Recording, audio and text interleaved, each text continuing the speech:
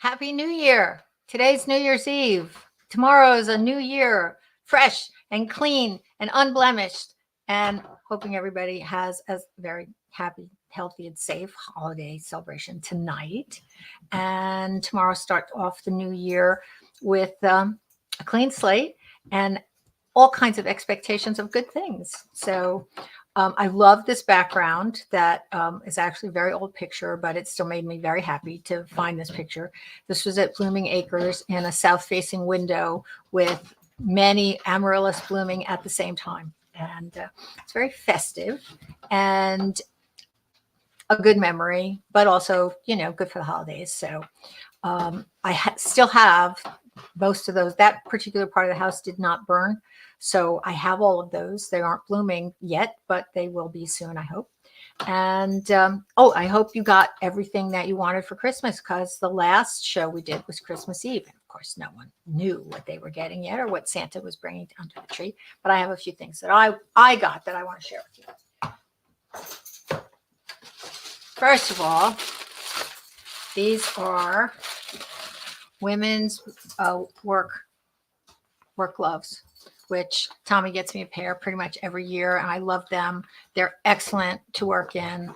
I also use gloves, deerskin gloves that I get from Tractor Supply, but these are the toughest gloves that I use. And when I'm doing, especially in the spring, when I'm doing a lot of digging and that kind of thing, women's work, they're designed by women, for women. They fit women. They're designed for women's hands, which are not the same as men's hands. And like many other tools, if you buy them that have been designed and put together for men, gloves,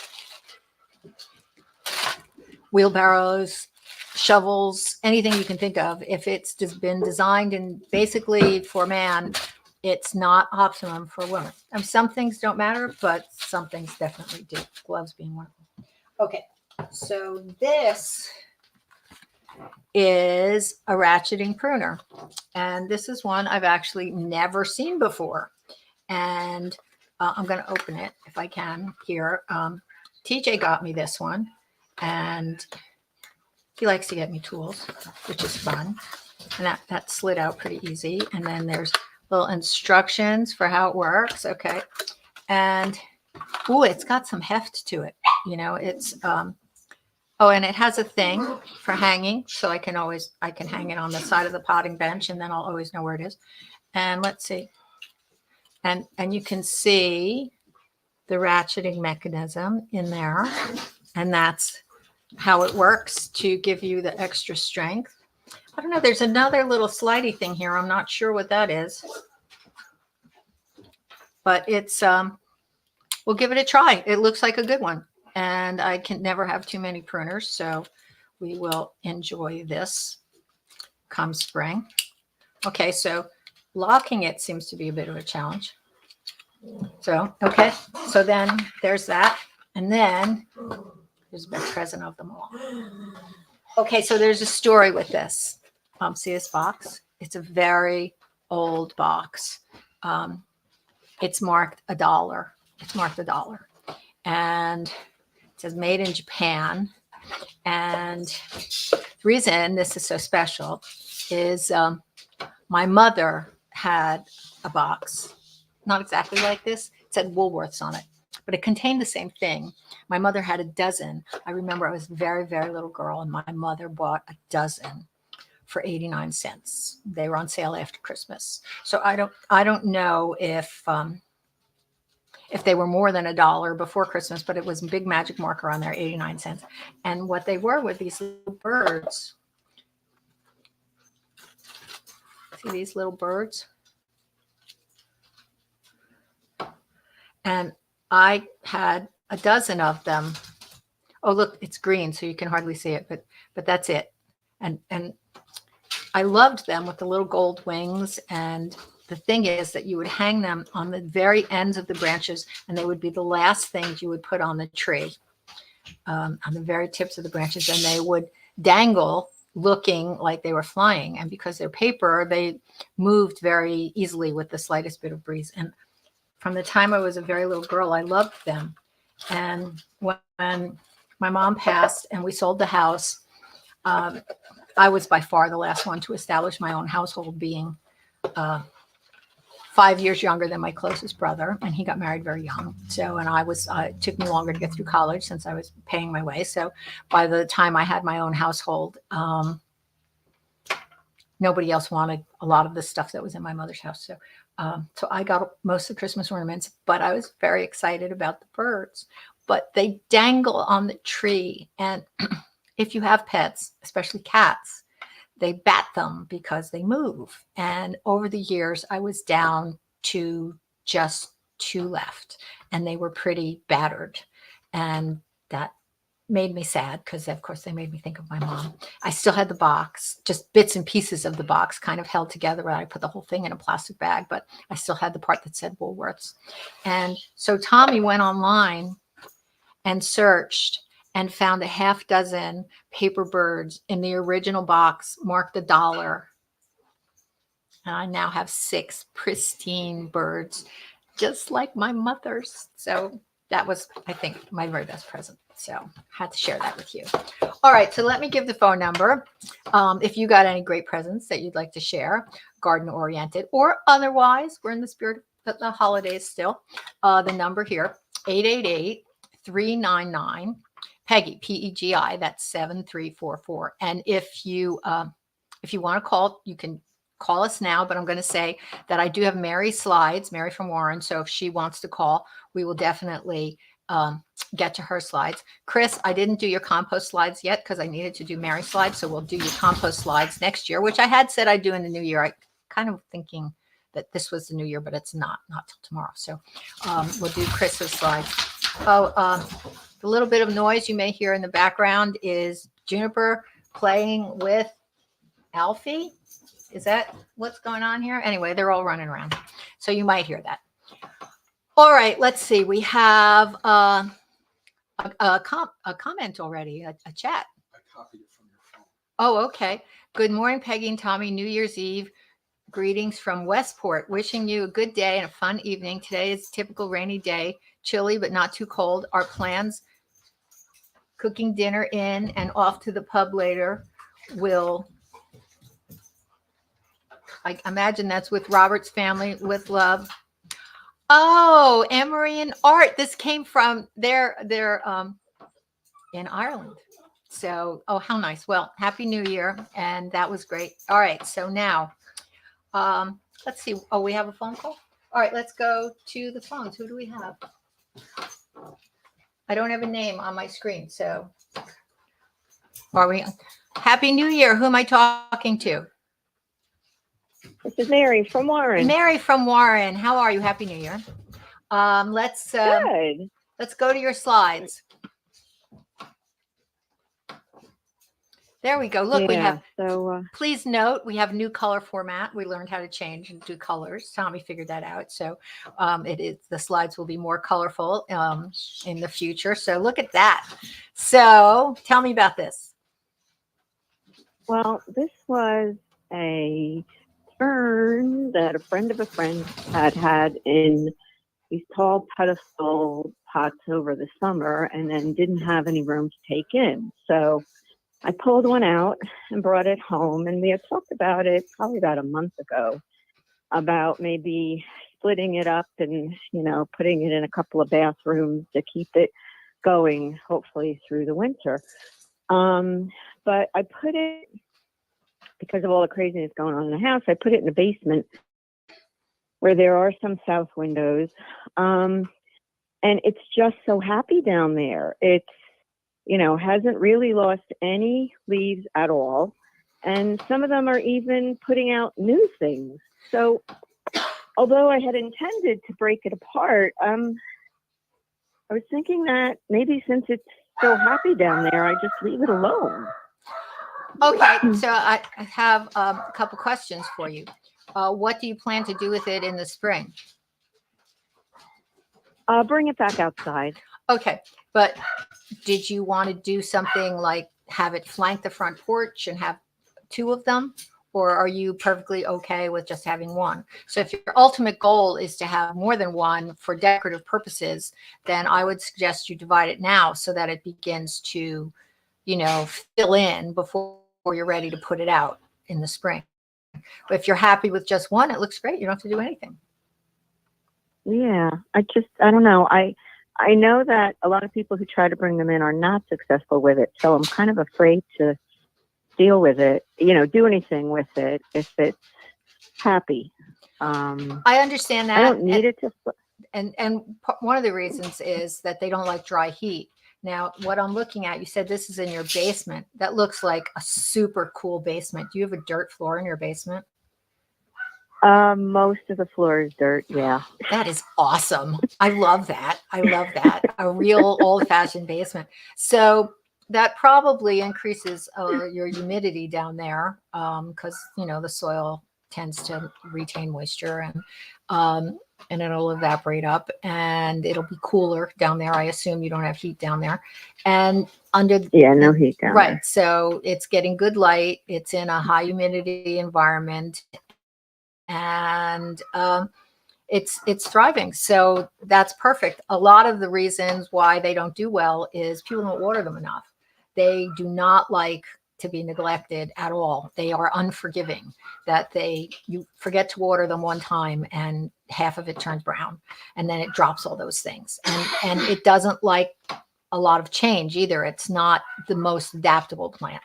So for all of those reasons, I would say, you know, just keep it the way it is. If you're happy with one plant, if you want two plants, you do have the ideal environment. Obviously, this plant is thriving, that if you chose to divide it and put it back in this ideal environment, that you would have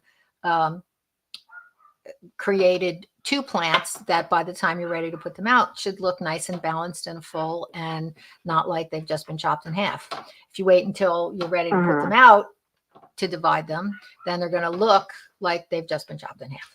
So that's up to you. Okay. All right. Well, that's a thought. That's a thought. But I have to think about where I'll put it outside, and if I need to, then I'll cut it and leave it down in the basement through the winter because it's pretty high humidity down there. Right. I would assume with the dirt floor. So, all right. So then these were the other slides that you sent me. Those are my alliums, and I've never had alliums that came back with new growth in the fall. They were ones that had totally died out. One of them, the one on the right, is the one that was, excuse me, that really tall one. The white one? That bloomed. Yes.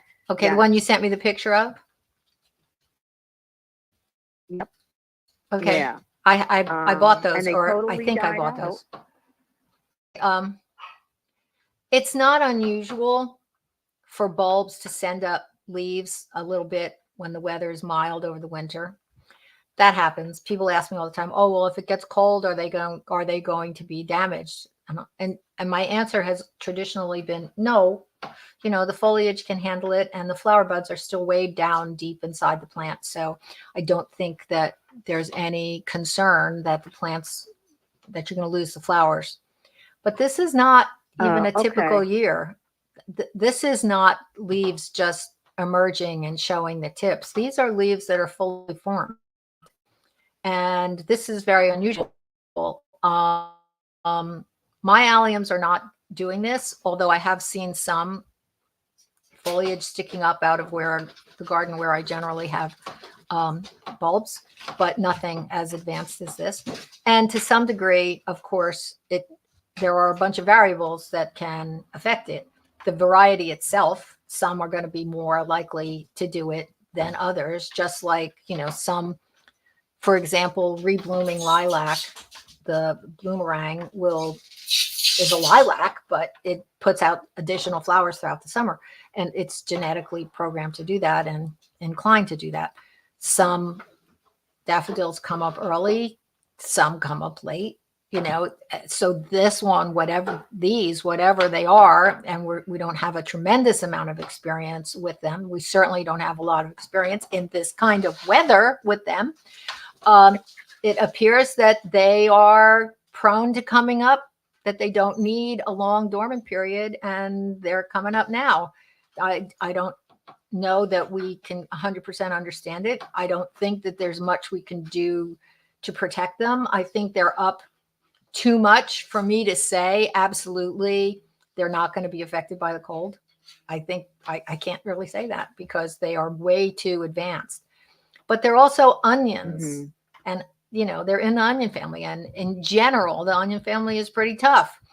So it's just going to be a wait and see. You might want to mulch them a little bit more heavily. You've got leaves around them, maybe a few more leaves to protect them, just because we don't know what else to do. But because you really want to protect the bulb. That's the thing. When they're dormant underground without any foliage, they're pretty safe. But when they're growing, everything changes. So I would mulch them a little more heavily and keep a close eye.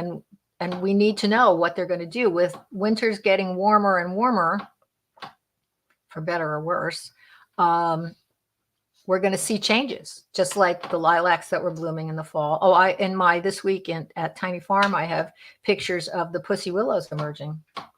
And it's still December. Oh, wow. Just beginning. But, I took the picture the beginning of the week, so I had time to work on the slides. And when I was out in the garden yesterday, they were twice the size of the picture I'm showing. So they are definitely emerging. So the different weather, different environmental conditions cause plants to behave differently. It's just the way it is. Yeah. So I will. I'll go out and mulch them. Would it make sense to put like a tomato cage around them and kind of mulch even higher? I wouldn't go too high because I'd be afraid the foliage would rot. Okay. All right. Well, I got some leaves in the woods I can gather up and put around. And if you had, the only thing that I would say that might be a good idea is if you had one of those tunnels, the kinds of things that you can put over rows to extend your season, that kind of thing. If you had something like that. Yes. But something like that, so that that might be worthwhile trying, because then they would be protected and not rotting, not smothered, because too many leaves, things definitely can rot. So if you had something like that, like a hoop kind of row cover. Oh, I do. I have a couple of those arches, and I have some of that white. That might keep an eye on the weather, and you won't need to do it if the weather stays the way it's been. But if it's predicted that, we're going to get a massive snowstorm or the temperature is going to plummet down to the 20s, you might want to protect them then. Oh, okay. All right. I'll make sure I have it all ready. Yeah, there you go. That sounds perfect. Okay, great. All right. Is there anything else I can do for you today? I don't think so today. I think in the next month or two, I'm going to be thinking about getting ready to start seedlings and stuff. Oh, yeah. Right now. And within the next week or two, I'm going to be starting with catalogs, showing you the weird catalogs that I get and some of the stuff that I'm going to pick out. Yeah, definitely. It's time. It's time to do that. Of course, I also have to paint the stairwells, so I have to get that done in the winter too. That's the other thing I have to do. And I'm hoping to get to. Yes, and I still have boxes to unpack. Yeah, so there you go. Never a dull moment, for sure. I don't understand those people when they get up in the morning and say, "What am I going to do today?" I have no clue. I never have those days. Do you ever have those days? Gardeners generally don't have those days. No, there's always something. No, I don't. There's always something. Always something. And when the weather's not good and I can't get out, then, I read a book, or once in a while I might even clean the house. There you go. All right, Mary, you have a happy new year. Okay. And thanks for calling and for sending the slides in advance. And we'll talk soon. Okay. Okay. Sounds great. Okay. Bye-bye. All right. So let me give the phone number again. It's, the phone number. I'm looking. Is that another caller? No? Okay. So the phone number here is 888-399-7344. That's 888-399-PEGI, Pegi, or 7344. And we have no callers, so you can call now and get in right away. You don't have to wait. So what should we do next? What do you think? Leather breeches? This week. Yeah, well, let's do leather breeches because nobody knows about that, because that's kind of very, very cool. Okay. I have a book club that I coordinate, and we meet once a month, and it's this coming Wednesday. And The Bookwoman of Troublesome Creek was a book that we read as part of book club, and I loved it. And it comes in books in a bag from the library, so you get 8 books, enough for the book club. And there was not the second one, the sequel was not available through book club, so I went and got it from the library, and I couldn't put it down. They were both wonderful. The Bookwoman of Troublesome Creek is about in Kentucky when women would ride horses and mules and donkeys and carry books from the library up into the Appalachian Mountains in Kentucky. But they combined the story with this bookwoman being blue. I don't know if you've ever heard of the Blue Fugates of Kentucky, but they were a family that had blue skin. They were real, and it was sort of a genetic thing. It was not particularly harmful to them. It had to do with their blood, and so it combined the challenges of being blue with the challenges of being a bookwoman during really impoverished times. It was the 30s during the Depression, and then was introduced later. And then their daughter was followed her. And there were a lot of challenges to the people in this book, but they were wonderful, wonderful, wonderful stories. But in this week, in The Bookwoman's Daughter, they were talking, Devil John, who was a moonshiner, was talking to a very evil sheriff and was trying to convince him to come from dinner to distract him from what was going on. And he said that his wife had put on leather breeches for dinner. And I was like, what are leather breeches? So I looked them up, and they're very cool. And it's something that my gardeners would be very interested in pursuing. And it turns out that Andrew Jackson, one of his favorite things to eat were leather breeches. And you never know what you're going to find out.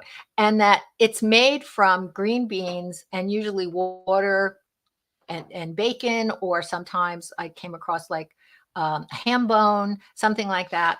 And they have to cook for a really long time.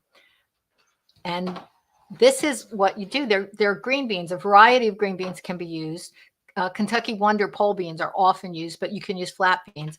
And they are hung on threads. You actually sew them together and then dangle them. And different people, different philosophies say directly in the sun. Some say not directly in the sun, with good air circulation. And you actually use a needle and thread, and you thread them together, and then you hang them. And it takes at least 3 weeks for them to dry. But once they're dried, they can last all through the winter. They can last. It's an early form of preservation. Before they had canning, it goes back hundreds of years to be able to store these beans. And the reason they're called leather breeches is when they're dried, they look like leather pants that had gotten wet. So they're called leather breeches. That's where the name came from. And this is another way of stringing them. And I guess they sort of look like leather breeches, I guess.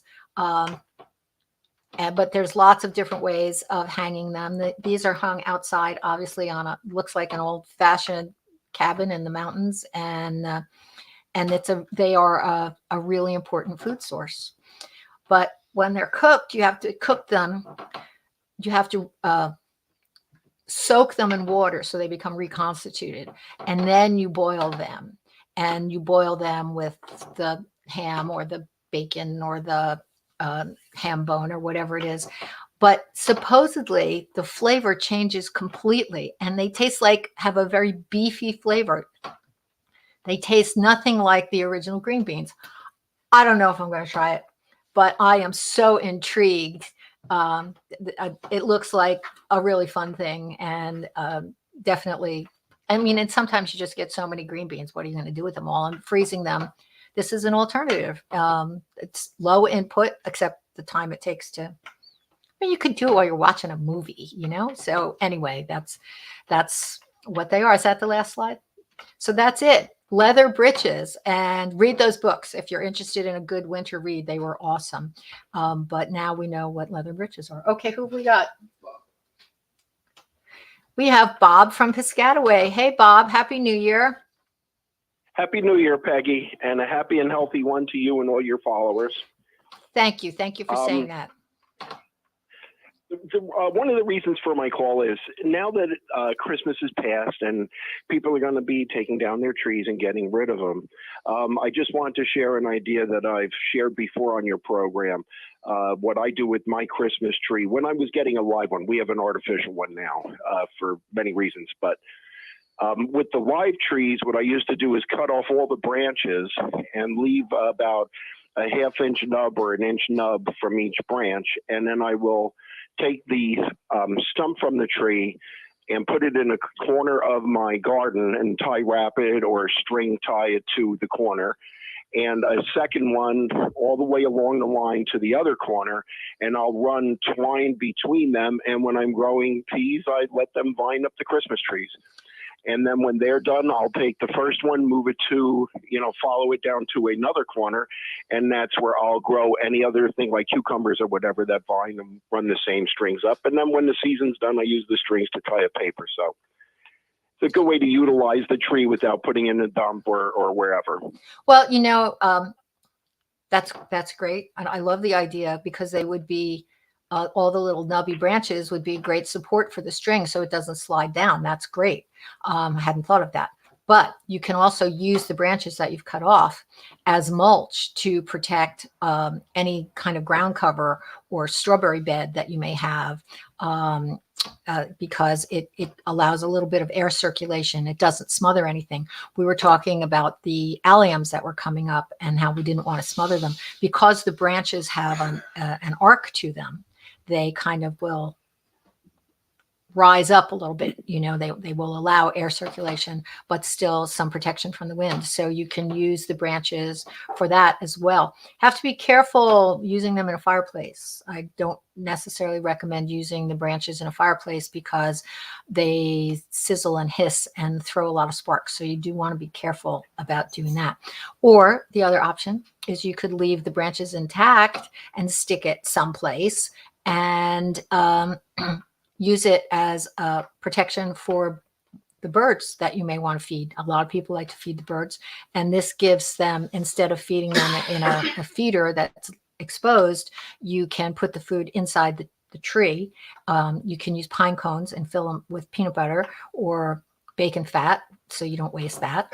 And then the birds tuck the pine cones inside the tree, and then the birds can get to it and still have protection from any predators or bigger birds. They have a little protection, so that's a fun thing to do as well.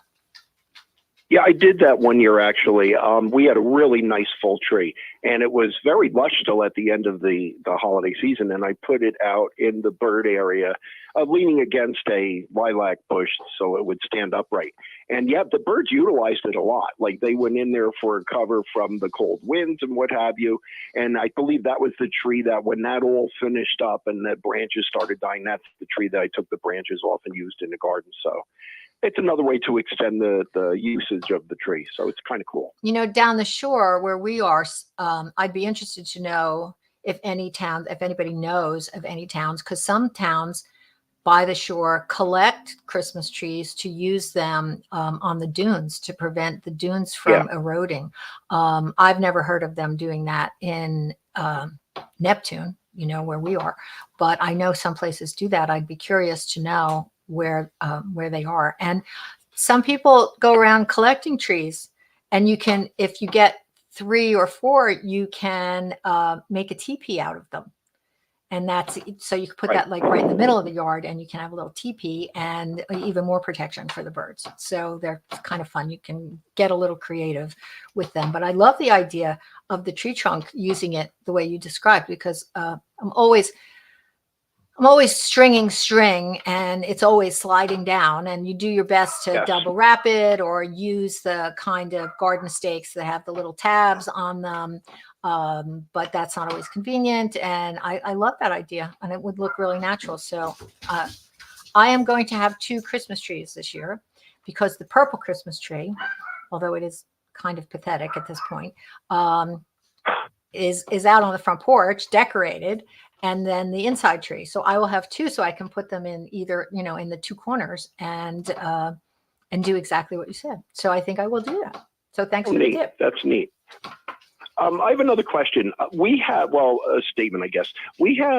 I grew gazanias in flower boxes this year, and they thrived all the way into November, early December. They were still giving us flowers. So we put them in the garage along with the geraniums that were in pots. And now I have an unheated garage. They're blooming in there. Are these things going to make it all the way through the year, and I'll just be able to put the same flower boxes out with the same plants in them? Well, the geraniums are pretty hardy. I mean, they can take temperatures down into the 20s and survive. I'm not sure the gazanias are that hardy. The other thing about the geraniums, though, is that they do get leggy. And I have my huge geraniums. I have 4 enormous hanging pots of geraniums that I put on the front porch in Ocean Grove. And in order to fit them in the greenhouse, I cut them way back when I brought them in, and they were starting to get a little, stretched out and leggy, but they're still producing tons of flowers in the greenhouse. But you might want to consider, probably late January, early February is taking some cuttings from those geraniums, and then they will sprout further back, and then you can pot up the geraniums with a little rooting hormone and propagate them, and then you can fill in any that don't make it, or add them to someplace else, or put them in pots and give them away. But I would be a little concerned about using the same exact geraniums without pruning them, because I think you might find them a little overgrown by the time to put them out again in the spring, is my point. As far as the gazanias that's go, a good idea. as far as the gazanias go, I have no idea.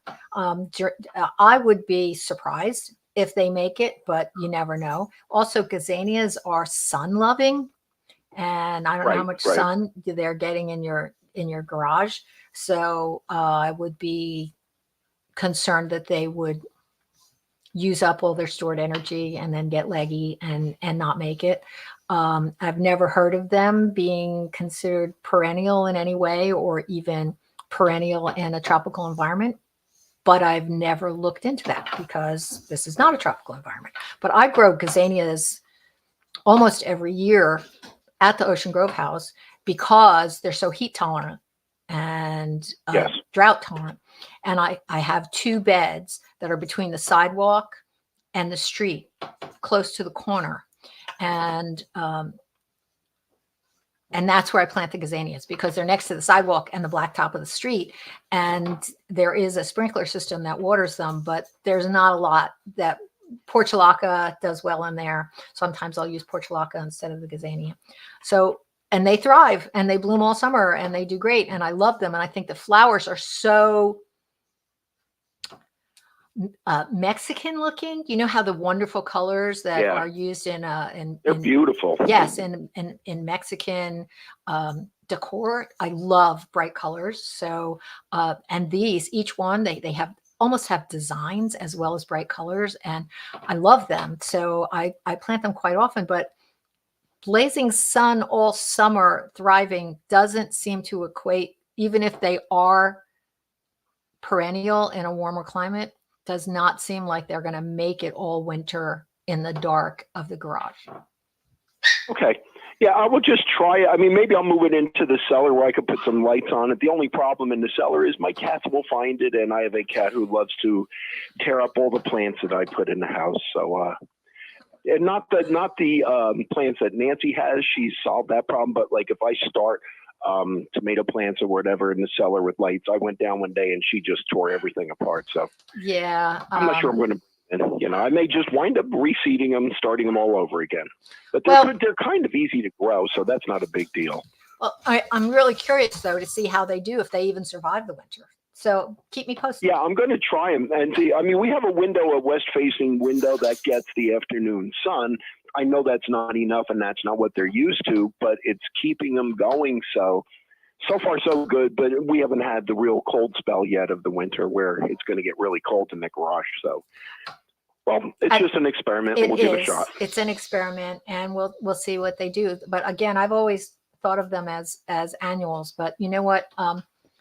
I don't get breaks on this show like I did when I was on the radio. So I don't have a break to say, I'll look it up and get back to you after the break. I can't do that. So we will. I'll take a picture of it and send it to you when I get a chance. Oh, yeah. See what they look like. That would be terrific. Take some pictures of the geraniums too. And then we can talk about it on the air. I'll show the pictures. That'd be great. Okay. Okay. All right. Sounds good. Give Nancy a New Year's hug for me, and we will talk again soon. Okay. Take care, Peggy. Bye-bye. Bye-bye now. All right. Any more callers? Nope. All right. So what are we going to do next? We did leather britches, which was really fun. How about we do this week at Tiny Farm? Okay. This is the time of year. It's the grayest time of year. It really is. The leaves are gone. There's no flowers coming out of the ground. There's a few things. That camellia is still going crazy outside. So that's good. But that's also partly due that the weather has been so mild. But this is an Acuba, and this is an evergreen, and it looks like this all year long. And this is the plant that I accidentally propagated, that I found a whole big piece that I potted up that somebody dug out, and it seems to be doing okay. But this is right near the steps. You can see the steps going up to the kitchen, and it's just so nice to see something alive and green and attractive as I go in and out of the house. So it's a pretty plant. All right, this is cool. This is a Sekko, Sekko, Fantail willow, and it's a very strange plant. It has something called fasciation, and fasciation is the ability of, it loses the ability to grow straight, and at the tips of the branches it grows fan-like and contorted. Now it doesn't do that until it's several years old, and this is still a very young plant. So I'm hoping that maybe next year we'll begin to see the fasciation. But I'm showing you this because look at how yellow the new growth is. And it's really quite startling to see it. It's really very bright and adds an element of interest. And I was really unaware of that until I went out looking for what cool things I could show you. But the new growth on this is very, very yellow and bright. And I'm hoping next year we'll have fasciation, and that will be even more attractive. This is the weeping pussy willow. And actually it's very near where the other willow is. I love this plant. You can see it's tied up to the rail, and that's because it leans towards the west where the sun comes in. So I've been having to keep it tied up. It was leaning pretty badly. But I love the weeping pussy willow. It's a fun plant and a little bit different than the traditional pussy willow. But look at the picture on the right. I mean, that was taken at the beginning of the week. And look, their fuzzies are already coming out, and they're way more advanced. I shouldn't say they're much, much bigger, but way more of them have started to do this. The whole tree is now covered with the beginnings of the pussy willows because of the very moderate weather that we've had. So this is just a fun little plant. This is actually a mimosa. It's called a chocolate fountain mimosa. It's a dwarf, stays very small. It's weeping, and the foliage when it comes out is chocolate colored. So hence the name chocolate fountain. And it just, I love the structure of weeping plants, that they do provide winter interest. This one stays small. It has not bloomed for me yet. I've had it 2 growing seasons now. I planted it at the end of one growing season and then a whole full growing season. So it hasn't bloomed yet, but I'm hoping it'll produce flowers this year. Oh, he's just a little friend. He lives, he's attached to the chimney outside. Again, all the little things I have hidden in the garden. they're often covered when everything is in full foliage, but they peek out in the winter, which is always fun. So the very first myrtle flowers are already showing up. Of course, myrtle is a evergreen ground cover. In the spring, the entire area is just a sea of these beautiful purple, blue, purpley blue. Actually, the color is called periwinkle, which is another name for the plant. Periwinkle blue. But we're already seeing some of the flowers popping up now. Again, early and unexpected. And this is the butterfly bush. I have several butterfly bushes, but this is all new growth that has been put out since it went fully dormant. So things are growing. It's if we get a serious cold snap, some things may end up getting damaged. There's no doubt, but for the time being, everything seems to be doing rather well. Another plant that I have for winter interest, I actually have two of these. This is a weeping blue spruce. Now, these flank the corners of the garage, the back corners in the backyard, and they are very attractive. They're slow growing, but they're very sculptural, and I love weeping sculptural evergreens. This we call the Pegi tree. It is a gold mop Hinoki cypress, and we put it in a couple years ago, and it's thriving. We also put in a Tommy tree, not doing as well. So I didn't want to show you a picture of that. I'm hoping it's not dead, but it's not thriving. You can also see in the background on my neighbor's property, you can see some really dead branches and dead trees sticking up.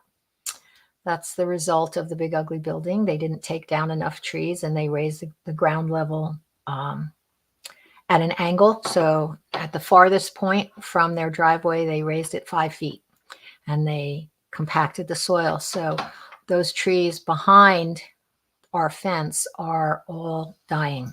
And every time we have a big rainstorm or a lightning storm, you can hear the snapping of the branches and see them dangling the next day. But the Pegi tree is doing very well. So this is one of my favorite house plants, and it's in the Maranta family, Marantaceae. But this one is called Stromanthe sanguinea Triostar.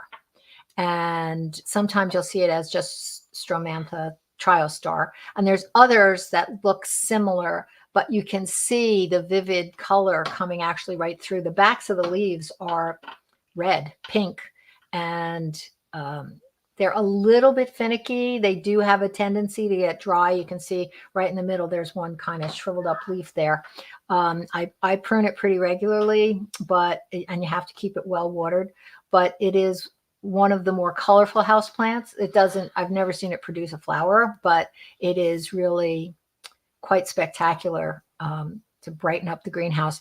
And when we were in Savannah a few years ago, they were used in that tropical or semi-tropical environment. They were used as landscaping plants, and they got quite large.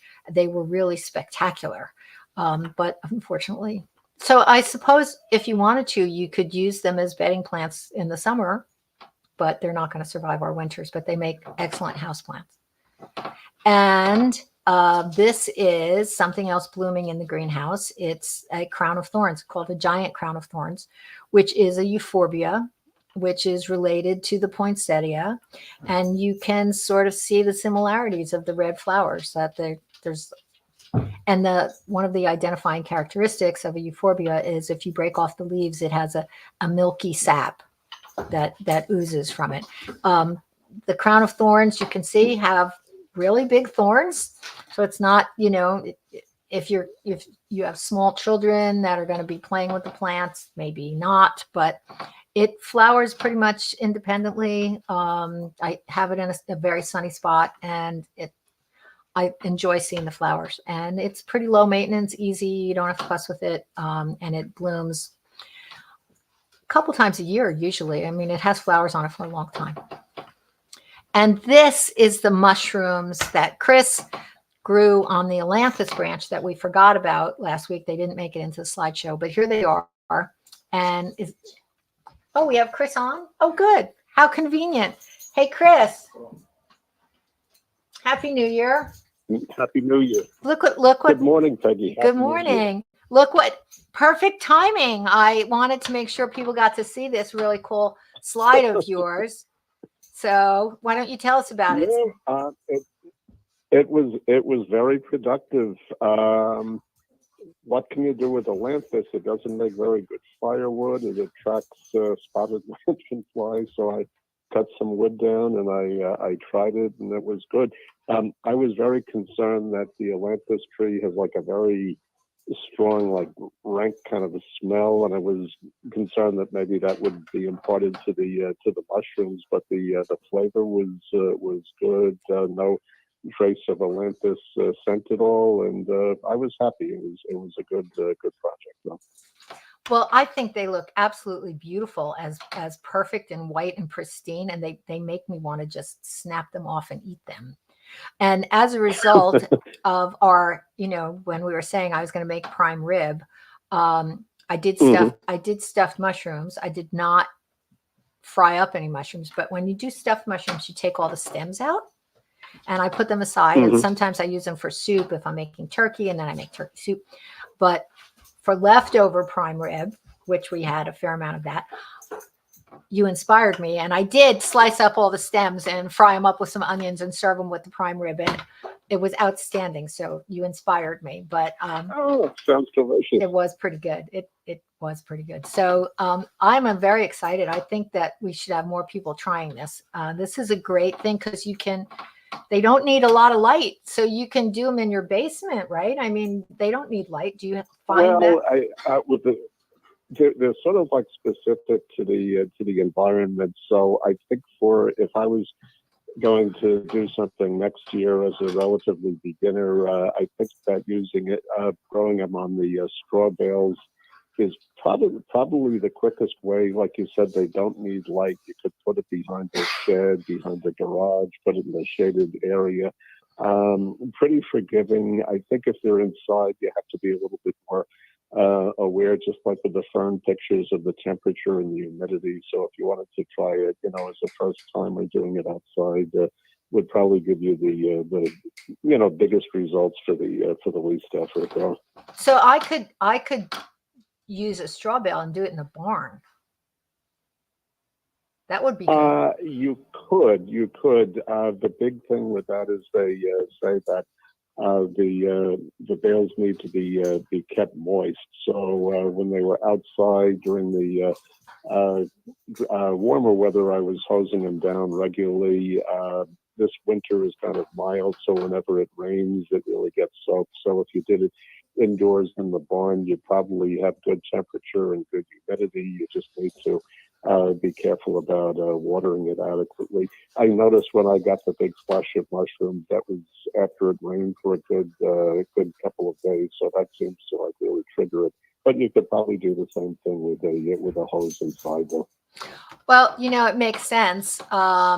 All mushroom, whenever we've had a good rain is when we, the next day is when we see all kinds of interesting mushrooms popping up, all the different kinds. And mushrooms, a few years ago, we had mushroom specialists on the radio show, and mushrooms, just like everything else, have their own seasons, and different kinds of mushrooms you're likely to find at a certain time of year, and it's very weather dependent. And then they will show up after a really big rainstorm, and more mushrooms will show up in a wet summer than they will in a dry summer. So, and you get those really weird ones if you have a wet summer, those really phallic looking ones that will pop up in the summer after we've had a lot of rain. So those are always a surprise. So I could put it on the side of the barn, behind the barn. That would be a good spot. Yeah, probably having it outside would be better. It definitely does well if it's really exposed to soaking rains, and it would be less effort on your part. You wouldn't need to worry about water. Okay, here's a question for you. What if I had a pile of soiled straw from the chickens, and I just made a pile of it, maybe in a bin or something. Do you think that would work? Well, it might work, but did you ever make wine? No, I don't drink. Oh, okay. Well, mushroom growing is almost like making wine. So if you were making wine, you'd have grape juice. If it was contaminated with something, you'd add something to not really sterilize the grape juice, but like sanitize it to prevent wild yeast from growing. And then you'd add the good yeast, and eventually it would ferment and you get wine. By the same token, with a straw, ideally you would get a fresh, dry straw bale that wouldn't have exposure to any other wild yeasts or any other, mushrooms spawn of a less desirable kind of species. So if you got, a fresh bale of straw, inoculated it, watered it well, then you basically be overwhelming the bale of straw with all of the positive mushroom spawn that you introduced. Whereas if it was older, it could be, it could be inoculated by any number of different things. Not saying that it couldn't grow, but just you're stacking your odds better with a fresh bale that isn't cross contaminated. Okay. Well, all of that straw that I take out of the chicken coop on a pretty regular basis goes in the compost pile and generates absolutely fantastic compost. So we'll just keep doing that. But I really like this idea, and I think we should try. I think we should try it in the spring to grow some mushrooms. I think that would be really fun. And I love mushrooms. My husband's not crazy about Peggy, them. something I learned online. I know we're always concerned about getting contaminated straw, and if it was sprayed by herbicides, it could have negative effects in the vegetable garden. When I bought the straw, the person didn't really know what the source was or whatever, but there's a simple test you can do. Apparently, legumes don't do well with straw that's been contaminated with herbicides. So if you just get some, snap bean seeds, or if it's cooler, put in some pea seeds, they germinate pretty quickly. And if the growth looks normal, and if everything comes up, you can pretty much conclude that the straw is good. If you get all sort of like withered or distorted or wilty kind of a growth, there's a good chance that it might be contaminated with an herbicide. So you don't need to go to the lab. It just, seems like a quick and easy way of evaluating the straw before you use it. Well, I will definitely get my straw from my dear friend Reich Sudam, and I will be able to ask him exactly what he put on the straw. So I will be able to go right to the source with that. So I think that's that sounds like the ideal thing. I just went to a generic place, which is pretty good, but I really didn't know anything. But your source is probably a lot better than mine, no doubt about it. Well, you can go visit him. He is on right on Route 27, and there's a turnoff for Skillman's Lane. He and Jack Otterbein, my Christmas tree grower, are very good friends, and so So you can go down Skillman's Lane and make the farm comes all the way to 27, but the entrance is on Skillman's Lane. So you would make a left turn to go to Reich's farm, and he's open on the weekends for straw. And then he doesn't do much of anything else anymore. And then you go a little further down Skillman's Lane, and the Christmas tree farm is on the right. So you may want to just okay, very good. You can check out both, and if you feel like a third visit. It's a bit down the road, maybe about 5 miles down 27 is Madden's farm and garden center and nursery on the left. So when I go, I try to hit all three. So if that intrigues you. Okay, I'll add that to the things to do. No, it's nice if you can, consolidate, trips. And it seems like I have been to Jack's place to buy a Christmas tree in the past, but I wasn't aware of Madden's or the source for and they're all friends. So I'll definitely put that on the list. They're all great people, and they're all really good friends. So and that makes sense, right? So they're in the same general area. Absolutely. And they're in the same kind of relatively the same kind of business, and they're all friends. So, so you could check them all out in one day in one trip. Oh, very good, very good. And Peggy, I just wanted to add something else. You were showing plants.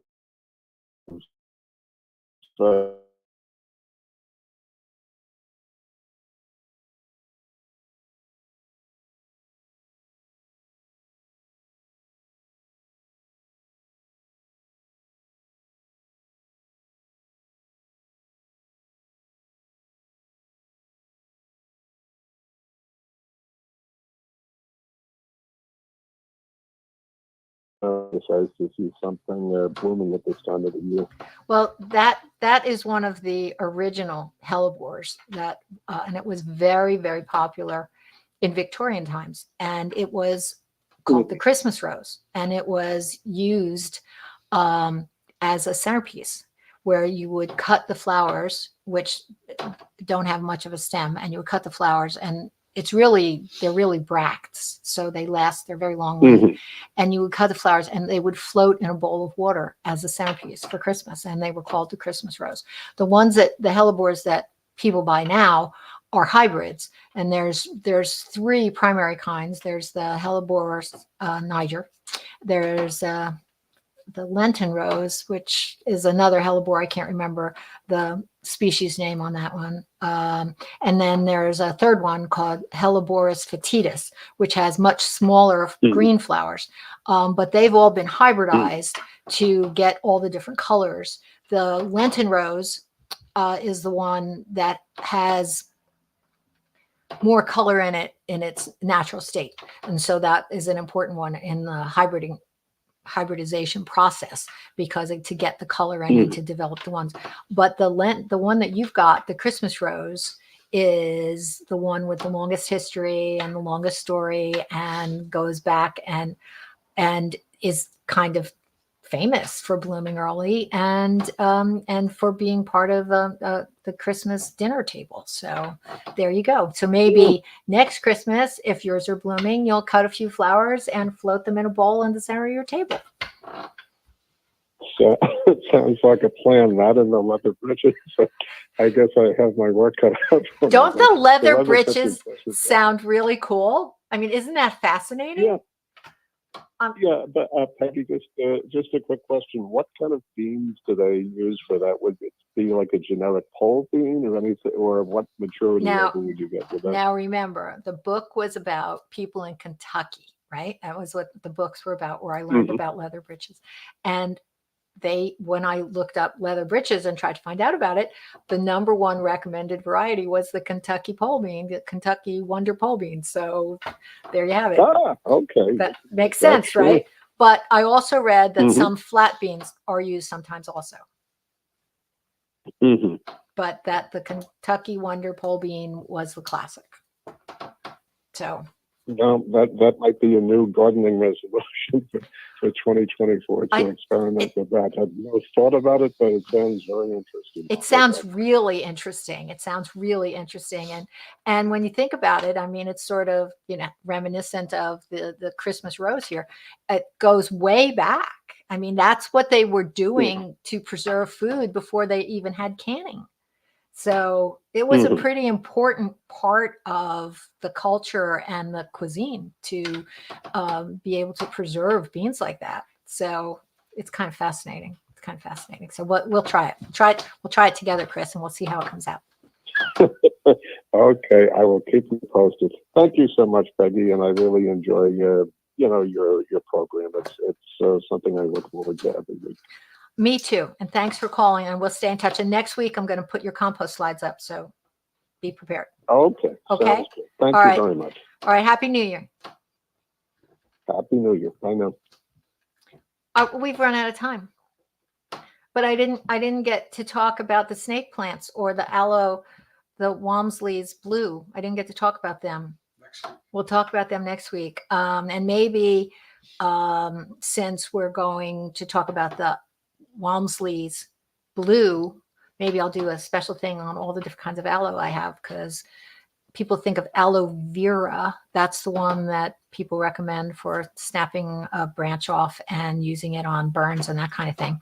But that's just one of so many. And I probably have maybe 8 different kinds, maybe even 10. I'll have to see. So I'll put together a slideshow to go with that. And we'll see if we can't find anything else really cool, like more leather britches. So, but next week will be next year. So time to start everything all over again. So everybody, Happy New Year. Have a great night tonight. Enjoy your family and ring in the new year. But please be safe. And we'll see you next week, same time, same place. Until then, have a good one.